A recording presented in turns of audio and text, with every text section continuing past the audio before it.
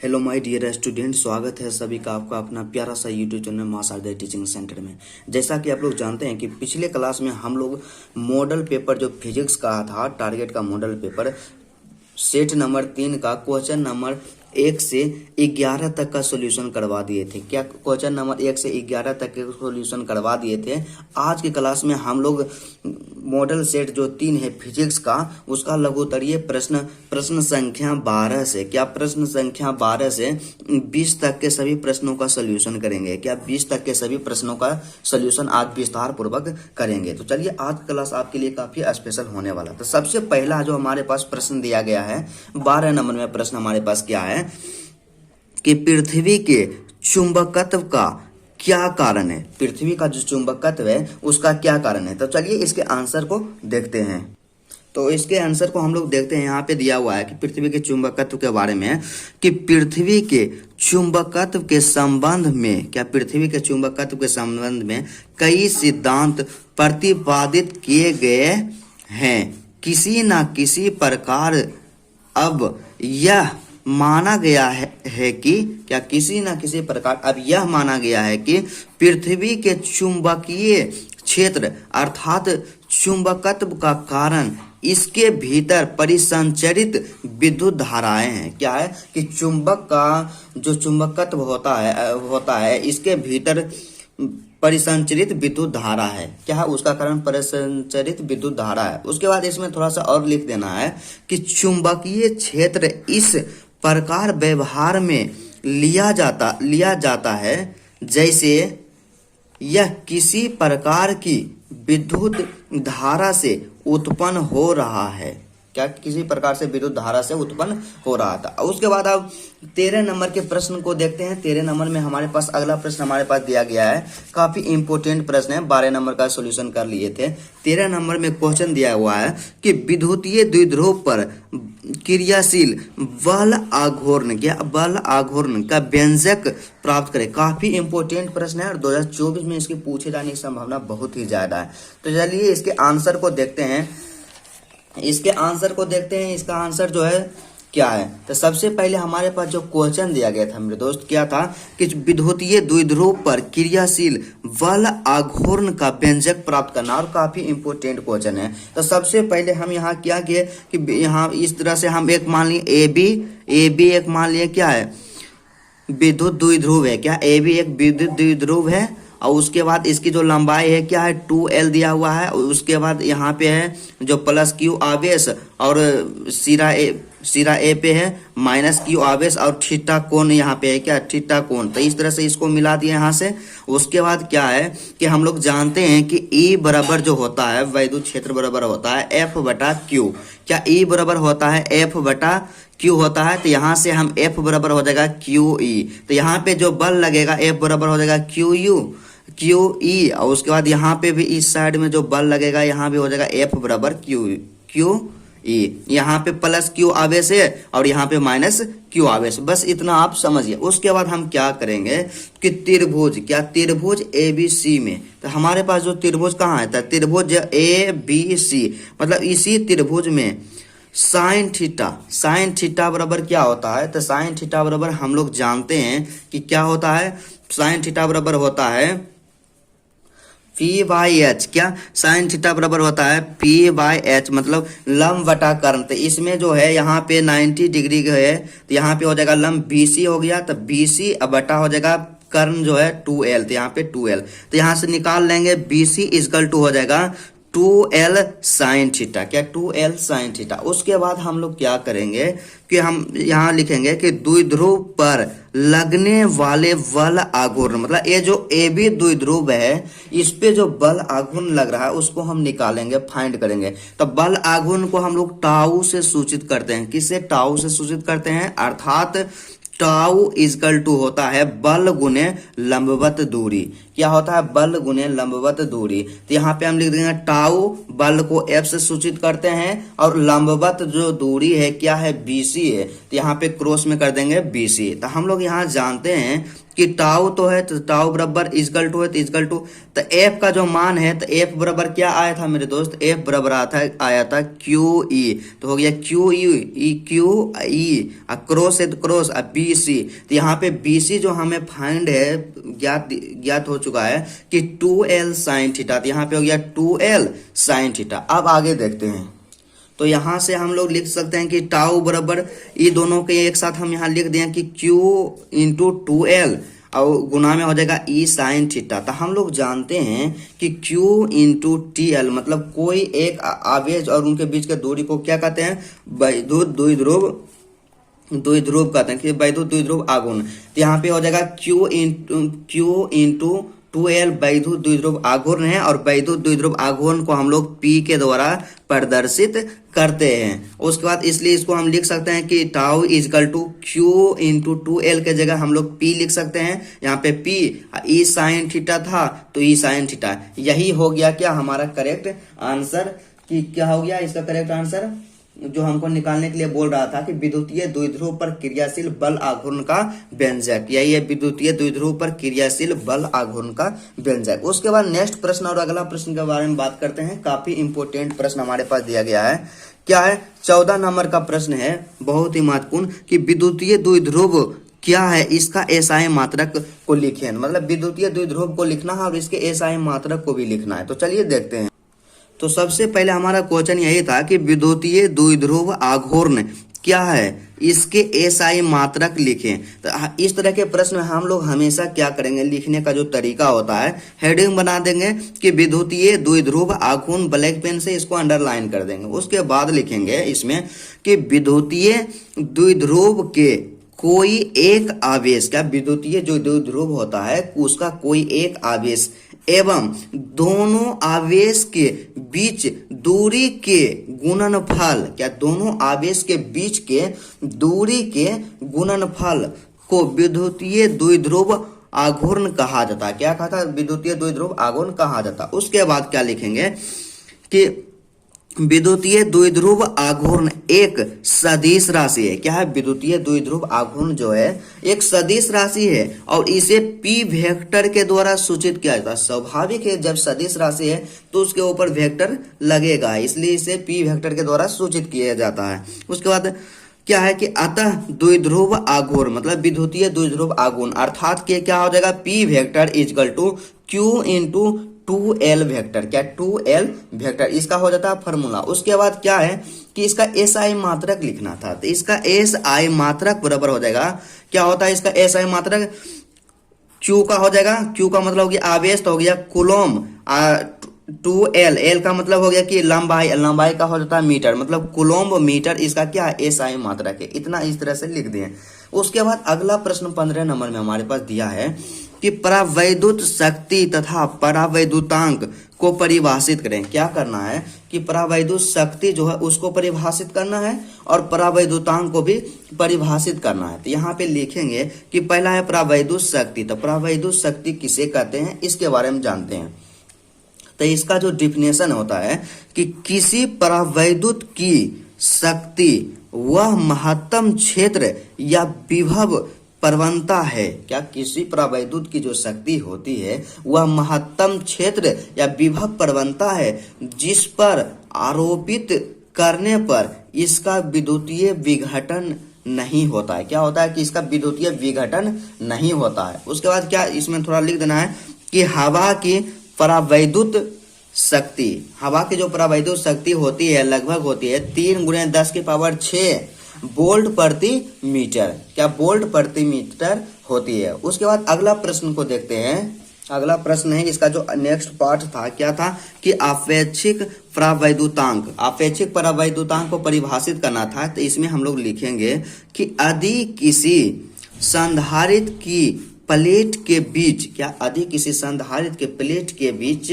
का माध्यम epsilon not हो तो संधारित्र की धारता, तो संधारित्र की जो धारता हो जाएगा C0 इजकल टू हो जाएगा एप्सिलॉन नॉट A/d, यहां तक हो जाएगा। उसके बाद क्या होगा कि यदि उस संधारित्र के प्लेटों के बीच के परावैद्युतांक माध्यम की वैद्युत परावैद्युता ER हो तो संधारित्र की धारिता, तब संधारित्र की धारिता क्या होगा, तो संधारित्र की धारिता C बराबर हो जाएगा कि एप्सिलॉन नोट ERA।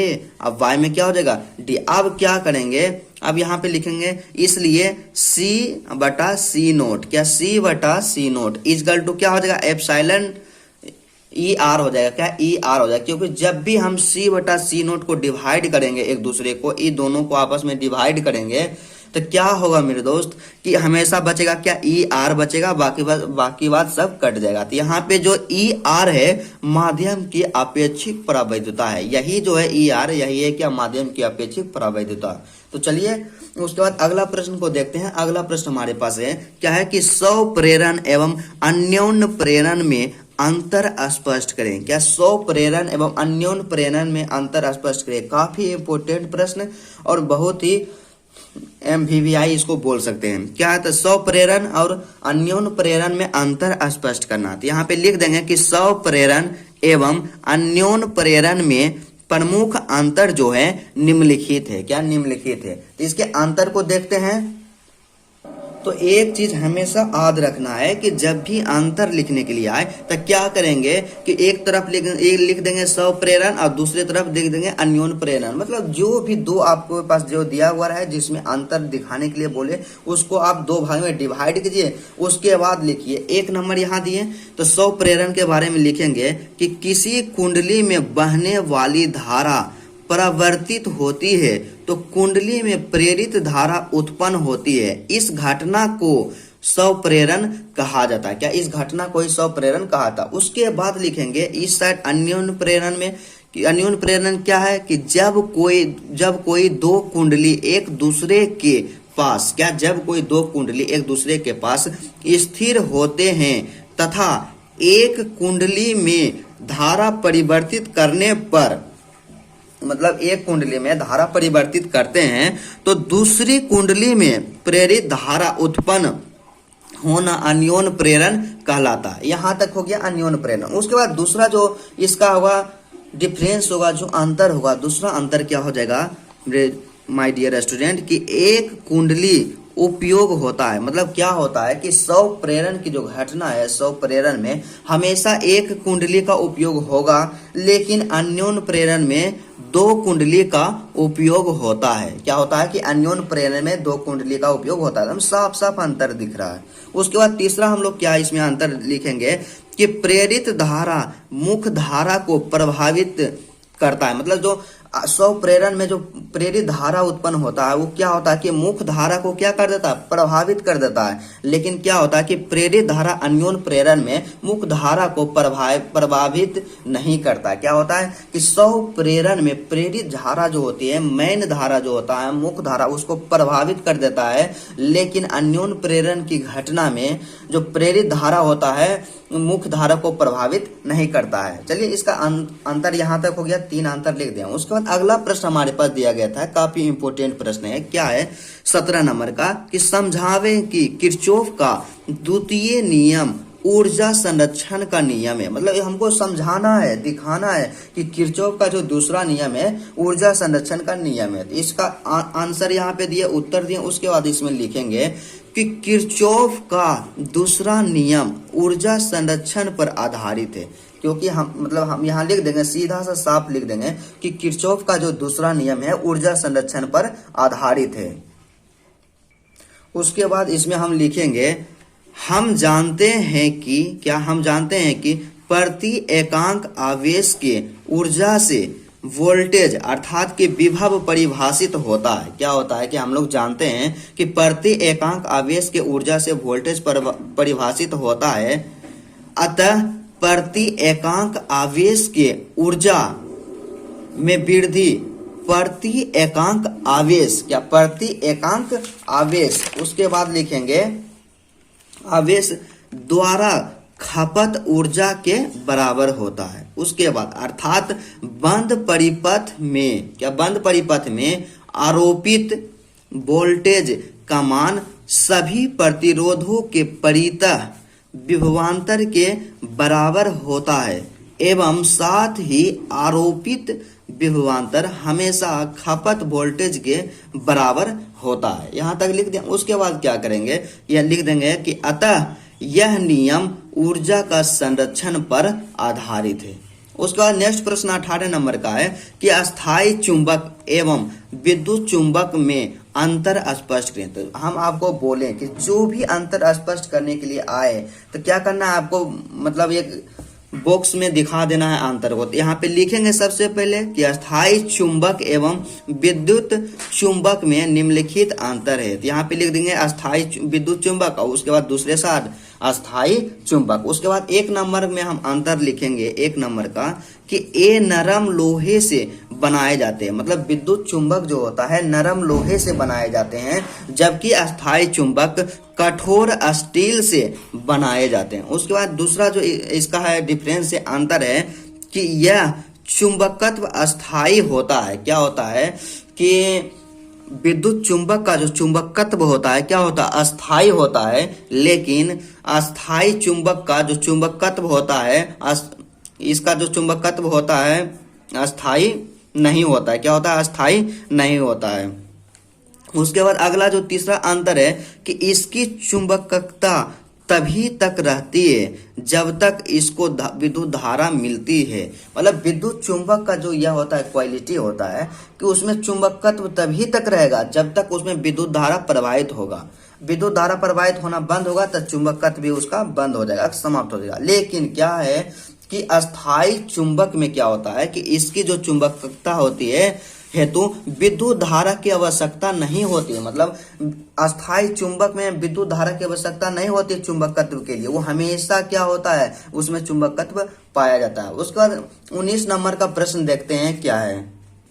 19 नंबर का प्रश्न हमारे पास दिया गया है, काफी इंपोर्टेंट है। क्या है कि चुंबकीय क्षेत्र रेखाएं क्या है, 2 गुणों को लिखें। आप इसको क्या कीजिए MVVI कर दीजिए। क्या MVVI काफी इंपोर्टेंट प्रश्न है और एग्जाम में पूछे जाने की इसकी संभावना बहुत ही ज्यादा है। क्या है कि चुंबकीय क्षेत्र रेखाएं क्या है, तो इस तरह के जो भी प्रश्न है आपको हेडिंग में हमेशा इसका आंसर देना है। तो यहाँ पे क्या करना है कि चुंबकीय क्षेत्र रेखाएं ब्लैक पेन से लिखें, अंडरलाइन किए, इस लाइन को रिमूव करके नीचे वाला लाइन से लिखना स्टार्ट किए। क्या है कि चुंबकीय क्षेत्र रेखाएं कि चुंबकीय क्षेत्र में क्या, चुंबकीय क्षेत्र रेखाएं वैसे संतत काल्पनिक बंद वक्र है। क्या है कि चुंबकीय क्षेत्र रेखाएं वैसे संतत काल्पनिक बंद वक्र हैं जो चुंबक के उत्तरी ध्रुव से निकलकर उसके दक्षिणी ध्रुव तक जाते हैं। क्या होता है कि उसके उत्तरी ध्रुव से क्या होते हैं कि निकल कर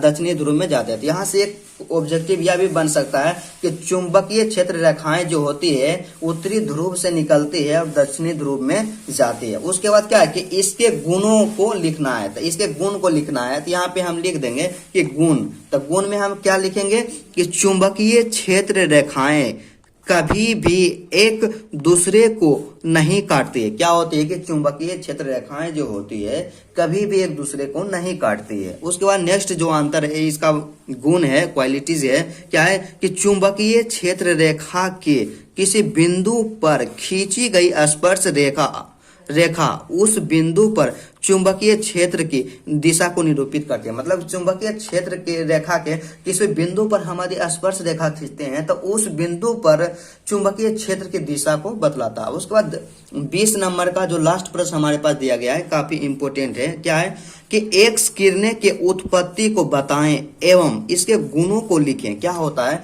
कि एक्स किरणें की उत्पत्ति कहाँ से होता है, एक्स किरणें कैसे उत्पन्न होता है उसको बताना है। उसके बाद इसका जो गुण होता है क्या है उसको लिखना है। तो सबसे पहले क्या करेंगे कि एक्स किरणें की उत्पत्ति को बताएंगे तो तीव्र गति से चलते हुए इलेक्ट्रॉन को अचानक मंदित करने पर क्या होता है कि तीव्र गति से जो इलेक्ट्रॉन चलते रहता है उसको यदि हम अचानक मंदित कर देते हैं, रोक देते हैं, मतलब धीमा कर देते हैं, एवं परमाणुओं के कक्षीय इलेक्ट्रॉन के संक्रमण के क्रम में ऊर्जा परिवर्तन से एक्स किरण उत्पन्न होता है। यहां तक लिख दें कि एक्स किरण उत्पन्न होता है। अब क्या करना है कि इसके गुण को लिखना है। क्या एक्स किरण के क्या गुण है, क्या क्वालिटीज होता है एक्स किरण के, उसको लिखना है। तो चलिए देखते हैं। तो क्या यहाँ पे लिख देंगे कि इसके गुण निम्नलिखित है।